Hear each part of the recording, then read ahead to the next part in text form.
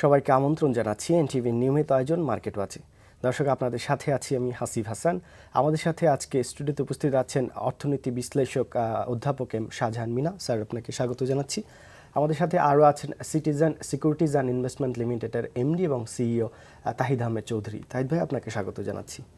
Sir, প্রায় 10 দিনের মতো একটা বাজার একটু ঊর্ধ্বমুখী আমরা দেখেছি, তারপরে আজকে কিছুটা বাজার কারেকশন হচ্ছে। এতে অনেকেই দেখা যাচ্ছে একটি বিক্রির প্রেশার আছে, কারণ অনেক মুনাফা যাদের আছে, একটু একটু মুনাফা হয়তো 2% 3% তারা বিক্রি করছে। কিন্তু পজিটিভ যেটি হচ্ছে যে প্রচুর বায়ার আছে। আপনি দেখেছেন যে গত 1 মাসের যদি বাজারের চিত্র পর্যালোচনা করেন, দেখবেন যে প্রচুর ফান্ড বাজারে ঢুকেছে, অর্থাৎ বাই প্রেশার আছে। তো এই বাই প্রেশার আমরা দেখছি যেসব শেয়ারগুলো সবচেয়ে বেশি কমেছে গত 4-5 বছরে, সেগুলোর দিকেই বিনিয়োগকারীদের বেশি ঝোঁক। তো এটিকে আপনি কি একটি স্বাভাবিক বাজারের ঊর্ধ্বমুখী লক্ষণ কিনা? হাসিফ, ধন্যবাদ আপনাকে। হ্যাঁ, আসলে বর্তমান আমরা বাজারে যে অবস্থাটা লক্ষ্য করছি সেটা হচ্ছে যে আমাদের বাজার তো অনেক দিন ধরেই একটা ডাল অবস্থায় ছিল।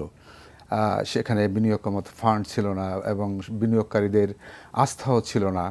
কিন্তু গত কয়েক বছর ধরে যে বেশ কিছু পজিটিভ যে সংস্কারমূলক কর্মকাণ্ড, তারপরে লাস্টে যেটা হলো ব্যাংকের যে মার্জিন যে অ্যাডজাস্টমেন্টের ব্যাপার ছিল, এ ব্যাপারে কিছুটা পজিটিভ সিদ্ধান্ত আসার ফলে মানুষের কিছুটা মানে আস্থা ফিরে আসছিল এবং যেটার ফলশ্রুতিতে আমরা দেখতে পেরেছি যে ঈদের আগের থেকেই শুরু করে আসলে এটা কিন্তু ঈদের আগেও কিন্তু একটা সপ্তাহ বাজারটা অনেক ভালো ছিল।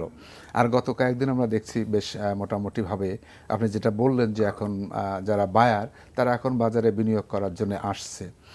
তাই যেটা এর ভিতরে আমরা যে জিনিসটা লক্ষ্য করেছি যে যদিও আমাদের ইন্ডেক্সটা অল্প অল্প বৃদ্ধি পেয়েছে গত কয়েকদিন ধরে, কিন্তু ভলিউমটা কিন্তু একটা লেভেলে আসছে, অর্থাৎ 500 crore টাকা কিন্তু ক্রস করেছে। এর থেকে আমরা যে জিনিসটা বুঝতে পারছি যে বাংলাদেশের পুঁজিবাজারে এখন বিনিয়োগের একটা মুড কিন্তু সৃষ্টি হয়েছে। এখন যে কয়েকটা দিন যেটা বৃদ্ধি পেয়েছে, বেশি না কিন্তু হয়তো 15 পয়েন্ট বা ইন্ডেক্স তেমন বাড়েনি, কিছু কিছু শেয়ারের দাম বেড়েছে, কিন্তু এইটাকে আমি স্বাভাবিক দেখছি। আর আজকে যেটা আপনি বললেন যে বাজারে কিছুটা হয়তো ইন্ডেক্সটা একটু ফল করেছে, এর ভিতরে কিছু কিছু বিনিয়োগকারী আছে যারা মনে করছে গত বা এর আগে কিছুদিন কেনা ছিল, কিছু প্রফিট হয়েছে, তাই তারা প্রফিট টেক করার জন্য কিছু হয়তো সেল করছে। কিন্তু এটার জন্য আমার মনে হয় ঘাবড়ানোর কোনো কারণ নেই, কারণ এটাই হচ্ছে আমাদের পুঁজিবাজার এটা স্বাভাবিক নিয়ম যে একদিন বাড়বে একদিন কমবে। আমরা গত 2 সপ্তাহ বৃদ্ধির ফলে অনেকে দেখছে একটা প্রফিট মার্জিনে চলে আসছে, তাই তারা চেষ্টা করছে কিছুটা প্রফিট এখান থেকে বের করে নেয়ার জন্য। এটাকে আমি খুব স্বাভাবিক প্রক্রিয়া বলছি। তবে এইটা তো একেবারেই আজকে এখনও ট্রেডিংয়ে তো অনেক সময় আছে, এটা বোঝা যাচ্ছে না হয়তো আলটিমেটলি কী অবস্থা দাঁড়ায়। তবে এইটার জন্য আমার মনে হয় বিনিয়োগকারীদের সেল প্রেশারের জন্য কোনো প্যানিক হওয়ার কোনো কারণ আছে আমি মনে করি না। বরং এই বাজারেই কিন্তু আমরা ধারণা করছি যে আগামীতে বাজার ভালো হবে।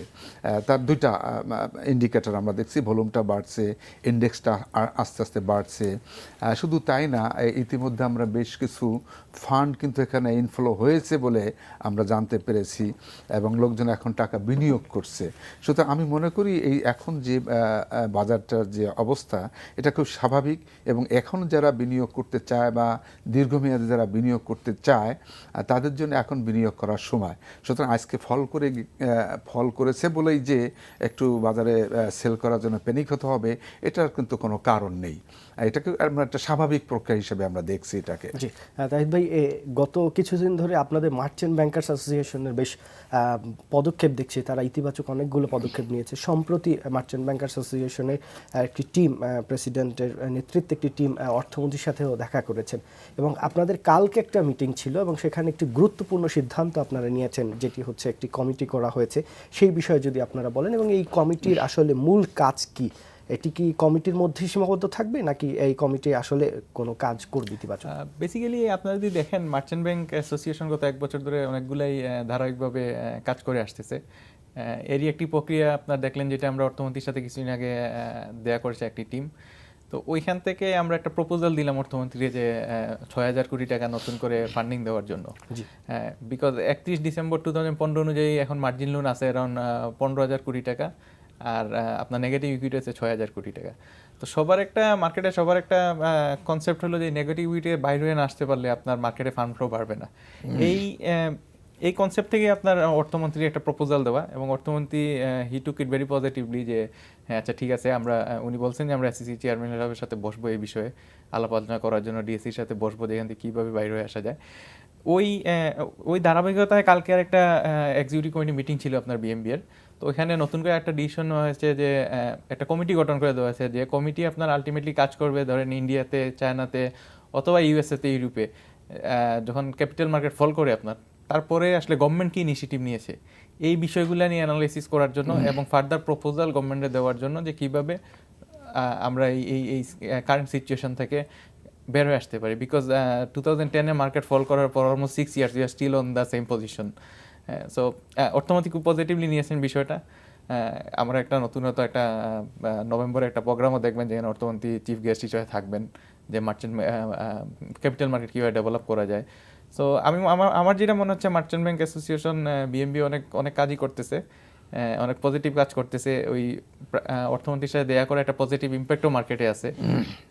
সো এখানে আপনারা যেটা বলেছেন যে ইউরোপ, আমেরিকা কিংবা ইন্ডিয়ায় যে মার্কেট ফল করেছিল, তারপরে চায়নায় যে মার্কেট ফল করেছিল, তারপরে সরকার আসলে কী ধরনের পদক্ষেপ নিয়ে এটিকে স্বাভাবিক পর্যায়ে নিয়ে এসেছে। কিন্তু এখানে যে বেসরকারি পর্যায়ে যে স্টক এক্সচেঞ্জগুলো আছে, মার্চেন্ট ব্যাংকার্স আছে, ব্রোকার্স অ্যাসোসিয়েশন বা ব্রোকাররা আছে, তারা যে কি পদক্ষেপগুলো নিয়েছে সেগুলো কি আপনারা এই কমিটি দেখবে না? এই কমিটি ওভারঅল একটা অবজারভেশন দিবে আপনার, যে আসলে এখানে গভর্নমেন্টের ইনিশিয়েটিভ কি ছিল মার্কেট ডেভেলপের ক্ষেত্রে, স্টক এক্সচেঞ্জগুলো ইনিশিয়েটিভ কি ছিল, তারপর এখানে ইনভেস্টমেন্ট ব্যাংক অথবা ব্রোকারেজ হাউস যেগুলো ছিল ওদের ইনিশিয়েটিভ কি ছিল। সো সবগুলো অ্যানালাইসিস করে একটা রিপোর্ট আকারে দাঁড় করানো হবে, যেটা আপনার ultimately Bangladesh security exchange commission গভর্নমেন্টে প্রোভাইড করা হবে, যে বাংলাদেশে মার্কেট ডেভেলপমেন্টে এই কাজগুলো করা যায়। মানে সেটা কতদিন টাইম ফ্রেমটা এইভাবে এখনো নির্ধারণ হয় নাই। আমরা একটা মিটিং করবো নেক্সট উইক প্রবাবলি, করে একটা টাইম ফ্রেম নির্ধারণ করা হবে। শুধু গতকালকে কমিটিটা ইনিশিয়ালি করা হয়েছে এই ব্যাপারে ফার্দার রিপোর্ট দেওয়ার জন্য। স্যার এখানে আমি যদি একটু বলি যে অর্থমন্ত্রীর কাছে এর আগে আমরা দেখেছি যে ডিএসের সাবেক যারা নেতা ছিলেন তারা এবং মার্চেন্ট ব্যাংকার্স অ্যাসোসিয়েশনের যে সাইদুর ভাই প্রেসিডেন্ট, তারা একটা বেশ ইতিবাচক পদক্ষেপ নিয়েছিলেন। অর্থমন্ত্রীর সাথে বারবার, বাণিজ্যমন্ত্রী, অর্থমন্ত্রী, পরিকল্পনা মন্ত্রীর সাথে বারবার দেখা করে যে এই যে ব্যাংকের এক্সপোজারের বিষয়টার একটি সুরাহার জন্য তারা গিয়েছেন, এবং সেখানে কিন্তু অর্থমন্ত্রী এটা স্পষ্ট নির্দেশনা দিয়েছিলেন সাবেক গভর্নরকে, এবং সাবেক গভর্নর এটি করেননি। তারপরে বর্তমান গভর্নর আসার পরেও কিন্তু উনি এটি মানে ইতিবাচকভাবে দেখে এটি করিয়েছেন। তো আবার এখন যে মার্চেন্ট ব্যাংকার্স অ্যাসোসিয়েশন গেল এবং তাহিদ ভাই যেটি বললেন যে তারা যাওয়ার পর অর্থমন্ত্রী ইতিবাচকভাবে নিয়েছে, তার মানে কি যে এই গত 6 বছরে যে বাজারের যে সমস্যাগুলো ছিল সেগুলো চিহ্নিত করা সঠিকভাবে হয়নি, কিংবা সঠিকভাবে চিহ্নিত করে সেগুলো সরকারের প্রপার জায়গায় পৌঁছানো হয়নি, যে কারণেই বাজারের এই অবস্থা, এটি কি মনে করেন আপনি? না, এটা তো মানে এটা খুবই একটা গুরুত্বপূর্ণ বিষয় হাসিব। সেটা হচ্ছে এই যে আমরা তো আমাদের পুঁজিবাজারের যে দুরবস্থা আমরা অনেক দিন ধরে লক্ষ্য করছি, এবং এইটার উপর কিন্তু আমরা অনেক কথাবার্তা বলেছি। স্যার একটা ফোন নিয়ে নিচ্ছি। দর্শক কে আছেন, আপনার নাম বলে প্রশ্নটি করুন। জি হাসিব ভাই, আমি সিডাং থেকে বলছি, আমার নাম আবুল হাসান। জি বলুন। জি, আমি জিনিসটা জানতে চাই হাসিব ভাই, আমি তিতাস গ্যাস নিয়ে বেশ কিছুদিন পর্যন্ত হল করতেছি, এত লাজুক অবস্থা, আমার শেয়ারটা প্রায় অর্ধেক। এখন কি করব, কোন সব বোর্ড মিটিং কি ভালো ডিভিডেন্ড দিবি কিনা বা ভবিষ্যৎ কি, এই জিনিসটা ফাইনাল কাছে আমি এই জিনিসটা জানতে চাই। জি দর্শক আপনাকে ধন্যবাদ। আমরা এই তিতাস গ্যাস নিয়ে অনেক আলোচনা করেছি, এখানে যারা এসেছেন অতিথি হয়ে, পুঁজিবাজার বিশেষজ্ঞ থেকে শুরু করে দেশের খ্যাতিমান অর্থনীতিবিদরাও এই বিষয়টি তুলেছেন যে সরকারি একটি কোম্পানি হঠাৎ করে এভাবে কমিশন কমিয়ে দেওয়া হলো এবং তারপরে শেয়ারটার দাম অর্ধেকে নেমে গেল। কিন্তু সমস্যাটা হয়েছে যে ফরেন ইনভেস্টররা যারা এখানে ইনভেস্ট করেছে সরকারি শেয়ারে, তারা কিন্তু সরকারি শেয়ার থেকে মুখ ফিরিয়ে নিয়েছে। স্যার এই যে দর্শকের ফোনে যদি আপনি, আমি দর্শকের ফোনের উত্তরের আগে একটু যে বিষয়টা আমরা আলাপ করছিলাম সেটা আলাপ করে নেই, তারপর ওনার প্রশ্নের উত্তরে যেটা আসবো সেটা হচ্ছে এরকম যে যেটা আমরা বলছিলাম যে আমাদের পুঁজিবাজারের দুরবস্থা থেকে আমরা বের হয়ে আসার জন্য বারবার কিন্তু বিভিন্ন ধরনের প্রস্তাব দেয়া হয়েছিল, এবং আপনি যেটা বলেছেন যে এক্সপোজার লিমিট অ্যাডজাস্টমেন্টের কথাটা প্রাক্তন গভর্নর অনেক দিন ধরে জিনিসটাকে এভাবে ডিলে করেছিল এবং আলটিমেটলি তিনি কিন্তু কোনো পদক্ষেপই গ্রহণ করেননি বলেই কিন্তু বাজারের অবস্থা এই দীর্ঘমেয়াদে এরকম একটা দুরবস্থার ভিতরে ছিল, প্রতিনিয়ত বিক্রির একটা হ্যাঁ, চাপ ছিল। তো পরবর্তীতে যে এই যে আইনটা সংশোধন করা হলো, অর্থাৎ এক্সপোজার লিমিট অ্যাডজাস্টমেন্টের ব্যাপারে যে পজিটিভ যে সিদ্ধান্তগুলি নেওয়া হলো, তারই কিন্তু একটা পজিটিভ ইফেক্ট আমরা এখন বাজারে লক্ষ্য করছি। সুতরাং একটি বাজারে কি কারণে এরকম অবস্থা হচ্ছে সেটা নিয়ে বারবার বিভিন্ন কর্নার থেকে বলার পরেও যদি সরকারের যারা নীতি নির্ধারণী পর্যায়ে থাকে তারা যদি ঠিকমতো সিদ্ধান্ত না নেন, তাহলে তো বাজারের অবস্থা এরকম খারাপ হবেই। এখন আবার যে বিষয়টা, নতুন যে বিষয়টি বাংলাদেশ মার্চেন্ট ব্যাংক অ্যাসোসিয়েশন নিয়ে আসছে, উনি যেটা বললেন সে ব্যাপারে আমার যে মন্তব্য সেটা হচ্ছে এরকম যে হ্যাঁ, বর্তমান বাজারের যে অবস্থায় এখান থেকে বেরিয়ে আসার জন্য এ ধরনের একটা প্যাকেজের প্রয়োজন আছে। অর্থাৎ গভর্নমেন্ট যদি যে কোনোভাবে এই মার্চেন্ট ব্যাংক অ্যাসোসিয়েশনগুলিকে ৬,০০০ কোটি টাকার যে একটা ঋণ দেওয়ার যে বিষয়টি বিবেচনার জন্য পাঠিয়েছে, এটাকে যদি করা যেতে পারে তাহলে দেখা যাবে যে হ্যাঁ, মার্চেন্ট ব্যাংকগুলির পারচেজিং পাওয়ার বা তার ট্রেডিং পাওয়ারটা কিন্তু বেড়ে যাবে এবং তার একটা পজিটিভ ইফেক্ট আমরা পাবো। এবং সেটাকে যদি আমরা ৪-৫ বছরের একটা মেয়াদ নিয়ে এটা এগোতে থাকি তাহলে আমরা একটা অবশ্যই একটা সুফল পাবো। সেই সঙ্গে আরেকটি কথা যেটা বলা দরকার সেটা হলো যে মার্চেন্ট ব্যাংকগুলির যে ক্যাপিটাল, আমরা জানি এদের ক্যাপিটাল মিনিমাম 25 করোড় টাকা এবং বাংলাদেশে ৫৭টি মার্চেন্ট ব্যাংক আছে। এর ভিতরে আমরা পত্রপত্রিকা বিভিন্ন সময় লক্ষ্য করছি যে রিপোর্ট আসছে যে মাত্র কয়েকটি মার্চেন্ট ব্যাংক তাদের কর্মকাণ্ডগুলি পরিচালনা করছে। এইখানে কিন্তু বিরাট একটা প্রবলেম রয়ে গেছে, সেটা হলো মার্চেন্ট ব্যাংকগুলিকে আরও অ্যাক্টিভ হতে হবে এবং মার্চেন্ট ব্যাংকগুলিকে আরও অ্যাক্টিভ করতে হবে। মাত্র কেন এই ১৫টি বা ১৬টি মার্চেন্ট ব্যাংকই শুধু বাংলাদেশ সিকিউরিটিজ এক্সচেঞ্জ কমিশনের সঙ্গে ভালোভাবে কাজ করছে, অন্যরা কেন করতে পারছে না? তাদেরকে কি ডিসকারেজ করা হচ্ছে? তাদেরকে কি কোনোভাবে বাধাগ্রস্ত করা হচ্ছে বা তাদেরকে কোনোভাবে কি কোঅপারেট করা হচ্ছে না? এটা কিন্তু একটা বিরাট ইম্পর্টেন্ট বিষয়। এত বড় একটা ক্যাপিটাল মার্কেট যেখানে ৫৭টি মার্চেন্ট ব্যাংক, সেখানে কেন মাত্র ১৫টি মার্চেন্ট ব্যাংক অ্যাক্টিভ থাকবে, বাকিগুলি ইনঅ্যাক্টিভ থাকবে? এটা একটি বিষয়, এইখানে নজর দেওয়া উচিত বলে আমি মনে করি। আমি বাংলাদেশ সিকিউরিটি এক্সচেঞ্জ কমিশনকে বিশেষভাবে অনুরোধ করবে এই বিষয়টার জন্য একটি নজর দেওয়া। আর একটি বিষয় যেটা আপনি বললেন যে বাংলাদেশ সিকিউরিটি এক্সচেঞ্জ কমিশনে কিন্তু ওই সময় সে ২০১১ সালে যে কমিটি করা হয়েছিল সেখানে একটা রিকমেন্ডেশন ছিল যে মার্চেন্ট ব্যাংকগুলির সক্ষমতা বাড়ানোর জন্য তাদের নিজস্ব ফান্ড রেজ করতে হবে। তো এখন মাত্র ২৫ কোটি টাকা ফান্ড নিয়ে তো মার্চেন্ট ব্যাংকে কাজ করা যাবে না এবং তাদের ফান্ড রেজ করা অন্য যে পথই থাকুক না কেন, একটি সবচেয়ে ইফেক্টিভ পথ হচ্ছে তাদেরকে আইপিওর মাধ্যমে ক্যাপিটাল সংগ্রহ করতে হবে। অর্থাৎ মার্চেন্ট ব্যাংকে যারা কাজ করবে they are very professional, they should be very experienced এবং তারা মানুষের টাকা সংগ্রহ করে এনে পুঁজিবাজারে বিনিয়োগ করবে, তাহলে কিন্তু পুঁজিবাজারের চেহারাটা কিন্তু একটু পরিবর্তন হবে।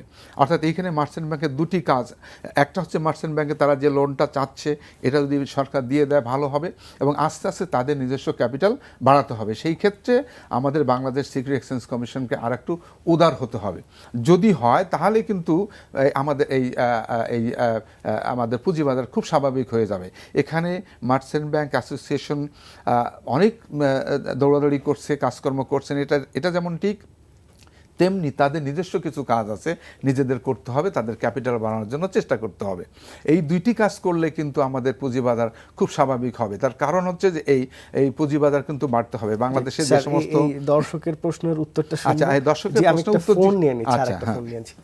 দর্শক কে আছেন, আপনার নাম বলে প্রশ্নটি করুন। দাদা, আমি সুকুমার চট্টগ্রাম থেকে বলছি আর কি। জি বলুন। আমার প্রশ্ন হচ্ছে, আমার কোনো কথাবার্তা স্যার আমার কারণ ছাড়াই আমার শেয়ারগুলো বেশি দিছে, একটা কি করতে পারি আমি? মানে আপনার কি এখানে লোন ছিল ৫,০০০ টাকা পর্যন্ত ওরা রাখবে বলছে। এখন আমার কোডে শেয়ার আছে, ওই বেসকে লিমিটেড করছি, রেকর্ড করেছি, ওইদিকে আমার ২-২.৫ টাকা শেয়ার জমা হবে এজিএম এর পর। এছাড়াও আমার এখনো প্লাস প্রায় ৩০,০০০-এর মতো আছে, আমার শেয়ারগুলো বেশি দিয়েছে। এখন আমার কি করা আছে? মানে আপনার ইকুইটি কি মাইনাস? না, ইকুইটি আমার এখনো ১৭,০০০ টাকা ক্যাশে জমা আছে। আচ্ছা, এক্ষেত্রে সবচেয়ে ভালো হয় যদি আপনি সংশ্লিষ্ট যে স্টক এক্সচেঞ্জ আছে, আপনি যদি ঢাকা স্টক এক্সচেঞ্জের আন্ডারে ওই ব্রোকারেজ হাউস হয়ে থাকে, আপনি ঢাকা স্টক এক্সচেঞ্জের সাথে যোগাযোগ করেন, অথবা চিটাগং স্টক এক্সচেঞ্জ হয়ে থাকলে আপনি চিটাগং স্টক এক্সচেঞ্জের সাথে যোগাযোগ করেন, এবং তারাই এ ব্যাপারে আইন ব্যবস্থা নিতে পারবে। জি স্যার, প্রথম দর্শকের আর প্রথম দর্শক যে প্রশ্নটা করেছিলেন তিতাস গ্যাস নিয়ে, এটা আমরা আগেও বেশ কয়েকবার আলাপ করেছি। এক্ষেত্রে যারা এই শেয়ারটা ধরে আছে, 70 টাকা তো এটা নর্মাল প্রাইস ছিল, এখন 45, 40, 47 টাকা, তো তারা এখন কি করবেন? এটা কি 10 বছর ধরে রাখলে এটা রিটার্ন পাবেন ওই 70 টাকা? না, এটা তো আমাদের তিতাস গ্যাস তো একটা প্রফিটেবল অর্গানাইজেশন। এখানে তারা যে কাজটি করেছিল, যে প্রফিটের যে অংশটি সরকারের খাতে জমা দেয়, এতে করে যারা সাধারণ শেয়ার হোল্ডাররা কিন্তু একটু ক্ষতিগ্রস্ত হয়েছে। আমি যেটা মনে করি সেটা তিতাস গ্যাসের উচিত যে এই সাধারণ বিনিয়োগকারীরা, মানে ইন্ডিভিজুয়াল বিনিয়োগকারী যারা সরকারের বাইরে যারা আছে, তাদেরকে যদি আবার ঠিকমতো ডিভিডেন্ড দেওয়া হয়, বা তাদেরকে যদি, যেহেতু এটা একটা প্রফিটেবল অর্গানাইজেশন, বা তাদেরকে যদি বোনাস শেয়ারের মাধ্যমে তাদেরকে কম্পেনসেট করার চেষ্টা করা হয়, তাহলে কিন্তু এই বিনিয়োগকারীরা উপকৃত হবে। স্যার, আপনি এখানে বললেন যে তাদের ক্ষতিটা পুষিয়ে নেওয়ার বিষয়টা, এখানে এনার্জি রেগুলেটরি কমিশনের একটি মিটিং ছিল এই তিতাস গ্যাস নিয়ে, সেখানে ঢাকা স্টক এক্সচেঞ্জেরও বেশ কয়েকজন গিয়েছেন।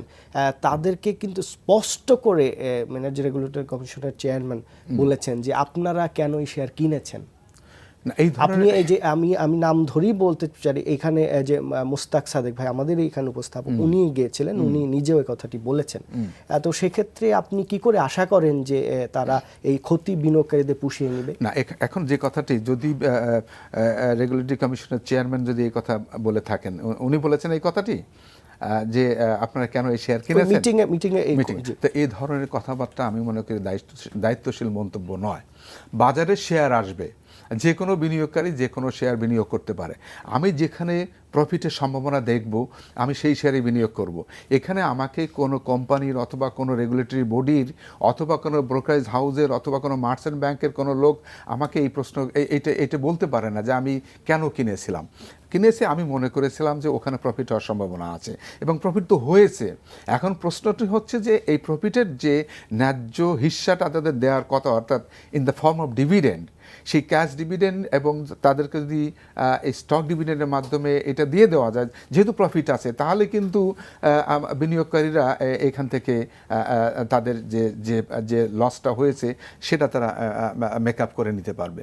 সুতরাং এই ধরনের মন্তব্যটা আমি মনে করি খুব একটা স্বাভাবিক বা দায়িত্বশীল মন্তব্য কিন্তু নয়। আমি কি কিনবো না কিনবো একজন বিনিয়োগকারী হিসেবে এই সিদ্ধান্তটা আমি নিব, তাই না?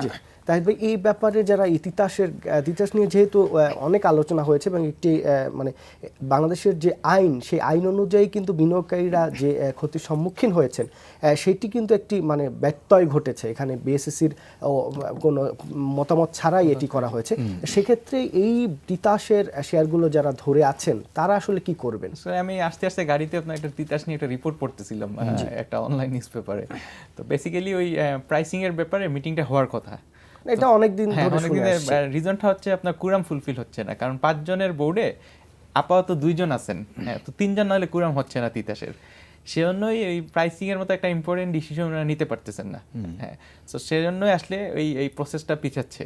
সো আমার মনে হয় আলটিমেটলি যারা অলরেডি 60, 65, 70 টাকায় শেয়ারটা কিনছেন, এই লসটা না নিয়ে একটু ওয়েট করলে আমার মনে হয় একটা ভালো গেইন ওনারা পাবেন, অথবা অ্যাটলিস্ট ব্রেক ইভেনে আসতে পারবেন। আর মানে এটা আপনি যে বলছেন ব্রেক ইভেনে আসতে পারবেন, বর্তমানে যে কমিশন, সেই কমিশন অনুযায়ী এটা কি ওই পর্যায়ে যাবে? কারণ আপনি দেখেন এখন বেশিরভাগ শেয়ারেরই দাম কিন্তু অনেক কম, ব্যাংকের শেয়ার, লিজিং, মিউচুয়াল ফান্ডগুলোর। সেক্ষেত্রে তিতাস এখানে 45 থেকে 70 টাকায় যাবে, অলমোস্ট ডাবল হয়ে যাবে। আমি যেটা অ্যাডভাইস করবো জেনারেল ইনভেস্টরদের, আপনার যেহেতু ওনারা 70 টাকায় শেয়ার কিনছেন, এখন 45 টাকা বা 47 টাকা শেয়ারের প্রাইসটা আছে, আমার মনে হয় এখানে রিইনভেস্ট করে যদি কস্টটা একটু কমায় নিয়ে আসেন, অ্যারাউন্ড 55 টাকায় নিয়ে আসতে পারেন, তাহলে ওনাদের জন্য অনেক ইজিয়ার হবে উইদিন লাইক 2-3 মান্থসের মধ্যে একটা প্রফিট নিয়ে বাইর হয়। আর আমার মনে হচ্ছে এখন 47 টাকাতে 70 টাকা প্রাইসিং একটু বেশি হয়ে গেছে। সো যে ভদ্রলোক ফোন করছেন, আমি অ্যাডভাইস করবো যে যদি সম্ভব হয় তাহলে একটু নতুন করে ফান্ড ইনজেক্ট করে এভারেজ কস্টিংটা একটু কমায় নিয়ে আসা, তাইলে প্রফিটে একটা পসিবিলিটি থাকবে। স্যার, এই আইপিওর বিষয়টি নিয়ে যদি আসি, যে আমরা দেখেছি যে ইদানিং আইপিওর সংখ্যা একটু কমেছে, তবে সম্প্রতি যে আইপিওটা তালিকাভুক্ত হয়েছে সেটি আমরা 9 মাসে তার ইপিএস 67 পয়সা, এবং শেয়ারটির দাম 37 টাকা এখন চলছে। যদিও ফেস ভ্যালুতে এটি তালিকাভুক্ত হয়েছে। তো এই ইয়াকিন পলিমার ইঞ্জিনিয়ারিং সেক্টরের এই কোম্পানিটির শেয়ার যে এত প্রাইস হলো, এখানে দেখছি যে আমি ব্যক্তিগতভাবে কোম্পানির সাথে কথা বলেছি যে তাদের ফিউচার কি, মানে তাদের প্ল্যান কি, এই যেটা আইপিওর টাকাটা নিলেও সেটা দিয়ে তারা কি করবে। সেক্ষেত্রে বাজারে যেসব কোম্পানি তালিকাভুক্ত আছে সেই তুলনায় কিন্তু এটার দাম অত্যাধিক বেশি, এবং আপনি জানেন যে মাত্র 67 পয়সা ইপিএসে 9 মাসে, সেক্ষেত্রে 37 টাকায় ট্রেড হচ্ছে। এবং এক্ষেত্রে আমরা যেটা দেখি যে গতকাল পরশুদিন তালিকাভুক্ত হয়েছে, গতকালকে এবং আজকে যে ট্রেড হচ্ছে, আমরা যেটা দেখি যে বিএসসি বা ডিএসসিসিএস এই ব্যাপারে একটি পদক্ষেপ নেয় এরকম আইপিওগুলো আসার পরে। সেটি নেয় কিন্তু অনেক পরে, যখন সাধারণ বিনিয়োগকারীরা সম্পৃক্ত হয় এবং যখন শেয়ারগুলো সাধারণ বিনিয়োগকারীদের কাছে চলে যায় বাড়তি দামে, তখনই কিন্তু বিএসসি বা ডিএসসি একটি পদক্ষেপ নেয় এবং আলটিমেটলি ওই সাধারণ বিনিয়োগকারীরা ক্ষতিগ্রস্ত হয়। তো এই ব্যাপারে যদি আপনি একটু বলেন। এটা খুবই স্বাভাবিক। একটা শেয়ারের যে প্রাইস কত হবে এটা তো নির্ভর করে অনেক কিছুর উপরে, তাই না? সাপ্লাই, জি না, প্রথমে আসে তার আর্নিং পার শেয়ার কত, তার ডিভিডেন্ড পে আউট রেশিও কত আছে, ম্যানেজমেন্টের কারা আছে, তারা কতখানি এফিশিয়েন্ট, তাদের ফিলোসফিটা কি, তার গ্রোথ পটেনশিয়ালটি কতখানি, বিভিন্ন বিষয় নিয়েই কিন্তু সাধারণত একটি শেয়ার প্রাইস নির্ধারিত হয়ে থাকে। তো আমরা যে এক্সাম্পলটার কথা আপনি তুললেন যে তার যদি ইপিএস 67 পয়সা হয়, আর যদি পার ভ্যালু যদি আমার 10 টাকা হয়, তাহলে সেই ক্ষেত্রে রেট অফ রিটার্ন কিন্তু হওয়ার কথা 6.7%। কিন্তু এখন এটার যে প্রাইস হয়ে গেছে 37 টাকা, আর এখন যদি এই 37 টাকায় কেউ এটাকে কিনে, তাহলে এই রেট অফ রিটার্নে তার পার্সেন্টেজ কত, 1%, 2% হবে বা 3% হবে। তো এই বিষয়গুলি যারা বিনিয়োগ করে তাদের কিন্তু চিন্তা ভাবনা করা উচিত। কিন্তু হয়তো আমার কাছে যেটা মনে হচ্ছে এই প্রাইসটা 37 টাকা যেটা হয়েছে, এটার পিছনে কোনো যৌক্তিক কোনো কারণ নেই। আর কবে এটা অনেক ভালো হবে সেই আরও 4-5 বছরের সামনে রেখে এখনই 37 টাকায় কিনতে হবে, আমি মনে করি এটা ওয়াইজ ইনভেস্টমেন্ট ডিসিশন না। তা আমার কাছে যেটা মনে হয়, বিনিয়োগকারী যারা এই ধরনের শেয়ারে বিনিয়োগ করতে চায় তাদেরকে আর একটু বেশি কেয়ারফুল হওয়া উচিত। আমাদের অভিজ্ঞতায় কিন্তু এই কথাই বলে যে আর্নিং পার শেয়ার যদি বেশি না হয়, ডিভিডেন্ড যদি বেশি না দেয়, সেখানে বেশি প্রাইসে শেয়ার কিনে কিন্তু আলটিমেটলি ক্ষতিগ্রস্ত হয়। এবং এখানে আপনি যেটা বললেন যে এই ক্ষুদ্র বিনিয়োগকারীরাই কিন্তু এই সব জায়গা বেশি ক্ষতিগ্রস্ত হয়। এখন এই 37 টাকা যে উঠেছে, এর পিছনে আমি আসলে কোনো যুক্তি দেখি না। দর্শকরা কি বলেন? একজন দর্শক আছেন। দর্শক, আপনার নাম বলে প্রশ্নটি করুন। জি, আসসালামু আলাইকুম। আমি এনামুল করিম, ঢাকা থেকে বলছিলাম। জি, বলুন। আচ্ছা, আমার প্রশ্ন হচ্ছে যে ইদানিং দেখা যাচ্ছে কোন কোম্পানি 12 মাসে ডিভিডেন্ড না দিয়ে 18 মাসে ডিভিডেন্ড দিচ্ছে। তো তাহলে কি আমরা পরবর্তী যে 6 মাস, ওই 6 মাসের জন্য কি ডিভিডেন্ড আরেকবার ঘোষণা হবে নাকি? ব্যাপারটা বুঝতে পারতেছি না আসলে। জি দর্শক, ধন্যবাদ। আসলে বিএসসি যে নতুন আইন করেছে সেটি হচ্ছে, এবং আর্থিক প্রতিষ্ঠানগুলো ছাড়া সবগুলোর জুন ক্লোজিং করতে হবে এনবিআর এর সাথে একটি বছর, যেটি বাজেটের সাথে সামঞ্জস্যপূর্ণ রেখে। সেক্ষেত্রে ডিসেম্বর ক্লোজিং যারা ছিল তারা এখন জুন ক্লোজিং করে 18 মাসে ডিভিডেন্ড দিচ্ছে। এর পরবর্তী বছরে কিন্তু আবার ডিসেম্বরে যে ডিভিডেন্ড পাওয়ার আশা করাটা আসলে ভুল, কারণ পরবর্তী বছরে 1 বছর পরে আবার এইটির ডিভিডেন্ড দিবে। জি তাহিদ ভাই, এই মুহূর্তে যে আমরা দেখছি যে ইয়াকিন পলিমারটা নিয়ে স্যার যে কথাটি বললেন, এই ইন্ডিভিজুয়াল এই কোম্পানি নিয়ে এই কারণে আলোচনা হচ্ছে যে এর আগেও আমরা দেখেছি যে প্রথম দিন বা প্রথম সপ্তাহে আইপিও যেটি তালিকাভুক্ত হচ্ছে যে কোম্পানিটি, সেটির শেয়ার নিয়ে অনেক কিছু করা হয় এবং আলটিমেটলি ওই সাধারণ বিনিয়োগকারীরা ক্ষতিগ্রস্ত হয়। এখন প্রশ্ন হচ্ছে, যেহেতু অন্যান্য সেক্টরে কোম্পানিগুলোর শেয়ারের প্রাইস কিছুটা আপ হচ্ছে, ব্যাংক, লিজিং, মিউচুয়াল ফান্ডগুলো, ইঞ্জিনিয়ারিং সেক্টরের অন্যান্য কোম্পানিগুলোর একটু মুভমেন্ট দেখা যাচ্ছে, সেক্ষেত্রে কেন সাধারণ বিনিয়োগকারীরা এই বাড়তি দামে একটা ঝুঁকি নিয়ে বেশি দামে বিনিয়োগ করছেন? স্যার যেটা বললেন যে এটা সবসময় আমরাও বলে থাকি যে আপনি ইনভেস্টমেন্টে আগে ইপিএস দেখবেন, নেপ দেখবেন, ম্যানেজমেন্টটা দেখবেন, তারপরে ডিসাইড করবেন যে শেয়ার কিনবেন কিনা অথবা কোন প্রাইসে কিনবেন। তো অবভিয়াসলি 37 টাকা একটু বেশি মনে হচ্ছে সবার ক্ষেত্রে, কিন্তু এখানে একটা ইম্পর্টেন্ট জিনিস আমার কাছে যেটা মনে হয়, ওরা কিন্তু মার্কেট থেকে মাত্র 17 কোটি টাকা উঠাচ্ছে, 1,70,00,000 শেয়ার। এখান থেকে আবার যেহেতু নতুন একটা সিস্টেম আসছে যে ইনস্টিটিউটগুলা 40% অ্যাপ্লাই করতে পারে, ওই 40%-এর মধ্যে 75% আপনার ফ্রি হয়েছে, 25% স্টিল ব্লক ফর মনে হয় ফ্রি হবে এন্ড অফ ডিসেম্বর। সো আপনি বেসিক্যালি 17 কোটি থেকে আরও 25% ব্লকে আছে। সো রাফলি ধরেন 14 মানে এই সুযোগটা নিচ্ছে কে? জি রাফলি 14-15 কোটি টাকা। সো এখানে দেখা গেছে যে প্রথম দিনই আপনার 63% শেয়ার ট্রেড হয়েছে। সো আসলে এই ইয়াকিন পলিমারের সাপ্লাইটা অনেক কম, সেজন্যই প্রাইসটা আপনার 37 টাকা গেছে, অথবা ইট মাইট গো ফার্দার, নাও যেতে পারে হয়তো। কিন্তু সাপ্লাই কমার কারণে আপনি যদি গত 2 দিনের ট্রেড দেখেন, তাহলে অলমোস্ট আমি বলবো 80% যদি কোনো একটা স্পেসিফিক গ্রুপ টার্গেট করে থাকে 80% শেয়ার নিয়ে নিছে। সেজন্যই আমার একটা ক্যালকুলেশন ছিল যে শেয়ারের প্রাইসটা হয়তো আজকে পড়বে, যেহেতু ম্যাচিউর ফার্স্ট ডের শেয়ারগুলো ম্যাচিউর হয়েছে আজকে অথবা গতকালকে। কিন্তু আলটিমেটলি ফল না করার একটা রিজন হচ্ছে যেহেতু সাপ্লাই অনেক কম, ডিমান্ড হয়তো ওইভাবে বেশি না, কিন্তু স্পেসিফিক হয়তো 2-3টা বড় গ্রুপ এই জিনিসগুলো অ্যানালাইসিস করে ম্যাক্সিমাম শেয়ার কিনে ফেলায়, সাপ্লাই কমে যাওয়ায় শেয়ারের প্রাইসটা পড়তেছে না।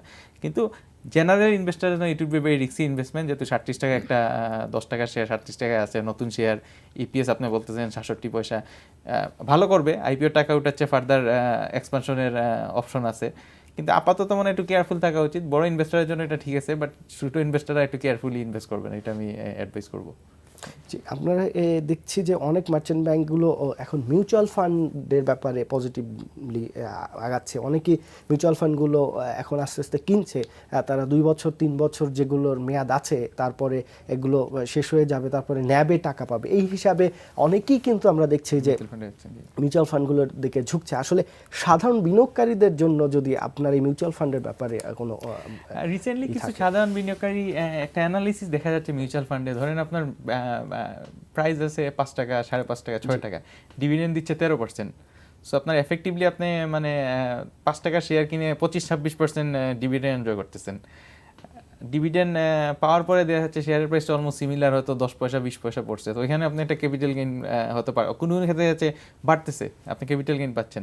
তো কিছু কিছু ইনভেস্টার এটা চিন্তা করে ইদানিং যাচ্ছে, কারণ আস্তে আস্তে আমাদের এখানে কনসেপ্টগুলো চেঞ্জ হচ্ছে। কারণ এক সময় ছিল আমাদের শেয়ার মার্কেট মানেই আজকে কিনলাম 3 দিন পরে কত ক্যাপিটাল গেইন করা যায়। এখন যে একটা ডিভিডেন্ড থেকে যে আপনি একটা ভালো গেইন করতে পারেন, এই কনসেপ্ট আস্তে আস্তে আসতেছে। এটা একটা রিজন হচ্ছে এফডিআর এর ইন্টারেস্ট রেট কমে যাওয়া। এক সময় আমরা 12-13-14% ইন্টারেস্ট রেট পাইছি। উই আর নট বদার যে শেয়ার মার্কেটে আসবো, ইনভেস্ট করবো আর ডিভিডেন্ড নিব। কিন্তু আস্তে আস্তে যেহেতু ইন্টারেস্ট রেট কমে গেছে, লোকজন লো প্রাইসের শেয়ারে বেশি ইন্টারেস্ট হচ্ছে, যেমন ব্যাংকের প্রাইসগুলো বাড়তেছে because of one of the reason. আপনার চিন্তা করতেছে যে আমি ক্যাপিটাল গেইন না পাইলে অসুবিধা নেই, আমি তো একটা ভালো ডিভিডেন্ড পাচ্ছি, 15%, 20%, 25% পাচ্ছি। On top of that there is a good opportunity যে 5 বছর পরে আমি হয়তো এটা 30 টাকা, 40 টাকা, 50 টাকা পাবো যদি মার্কেট ভালো থাকে। সো কনসেপ্টগুলো আস্তে আস্তে আমার মনে হয় চেঞ্জ হচ্ছে। যারা চিন্তা ভাবনা করে একটু ইনভেস্ট করতেছেন, ওরা চিন্তা করতেছেন আচ্ছা মিউচুয়াল ফান্ডে যাই। নেবের একটা বিষয় আছে, আপনি এটা বলছেন অবভিয়াসলি, যে ওটা নেব হয়তো আছে 17-18 টাকা, মার্কেটের প্রাইস আছে 5 টাকা, নেব আছে 12 টাকা, মার্কেটের প্রাইস আছে 4 টাকা। মানে 5 টাকা 6 টাকার মধ্যে অনেকগুলো মিউচুয়াল ফান্ড আছে এবং প্রত্যেকটারই ন্যাব কিন্তু 10 টাকার 10 টাকা করে। আপনি যখন ওইটা যখন মানে ম্যাচিউর হয়ে যাবে, তখন আপনি 10 টাকা 11 টাকা হিসাবে রিফান্ডটা পাবেন নেব অনুযায়ী। এখানে কিন্তু আরেকটা বিষয় আছে, বর্তমান যে ন্যাপটা আছে এই ন্যাপটা কিন্তু চেঞ্জ হয়ে যাবে। কারণ ওই মিউচুয়াল ফান্ড তো তারা আবার ট্রেডিং করবে, সেখানে করে তারা আবার যদি সেখানে কিছু গেইনার হয় অথবা তারা যারা একটু ক্যাপিটাল গেইন পেতে পারে, তখন কিন্তু আলটিমেটলি ন্যাপটাও কিন্তু বেড়ে যাওয়ার সম্ভাবনা থাকবে। সেই ক্ষেত্রে দুইটা দিক, একটা হচ্ছে যে এই 5 টাকার শেয়ার কিনে আমি 13% মধ্যে আমি 26% ইয়ে পাচ্ছি, ডিভিডেন্ড পাচ্ছি, এটা একটা বিরাট gain. At the same time এই 2-3 বছর পরে যদি ন্যাপটা বেড়ে যায়, তাহলে আমার যে ভ্যালুটা আমি পাবো সেখানে আমার একটা ভালো ক্যাপিটাল গেইন হবে। স্যার আমি এখানে আপনাকে একটু যোগ করতে চাই, দুটো মিউচুয়াল ফান্ড আমি 1 মাস আগে দেখেছি, 1 মাস আগ থেকে আমি ফলো করছি যে দুটোর আচরণ কি, কারণ ওরা ক্যাশ ডিভিডেন্ড দেয়। তো দুটো মিউচুয়াল ফান্ড 5 টাকা 80 পয়সা 70 পয়সা অনেক দিন ছিল। গত 1 মাসে আজকে কারেন্ট প্রাইস সেই 5 টাকা 80 পয়সাটা 7 টাকা এবং 5% ক্যাশ ডিভিডেন্ড দিয়েছে। 5% তার মানে 10%। তো 10% এখানে গেইন, আর এইখানে 5 টাকা 80 পয়সাটা এখন 7 টাকা 1 মাসের মধ্যে। এখানে 1 টাকা 20 পয়সা আর এখানে আছে 50 পয়সা, 1 টাকা 70 পয়সা, তার মানে মোর দ্যান 30% গেইন 1 মাসে। হ্যাঁ, এটাই তো হয়েছে আসলে, যে আমাদের যে মিউচুয়াল ফান্ডগুলো যে প্রাইসটা, এটা তো অনেক আন্ডার প্রাইসড।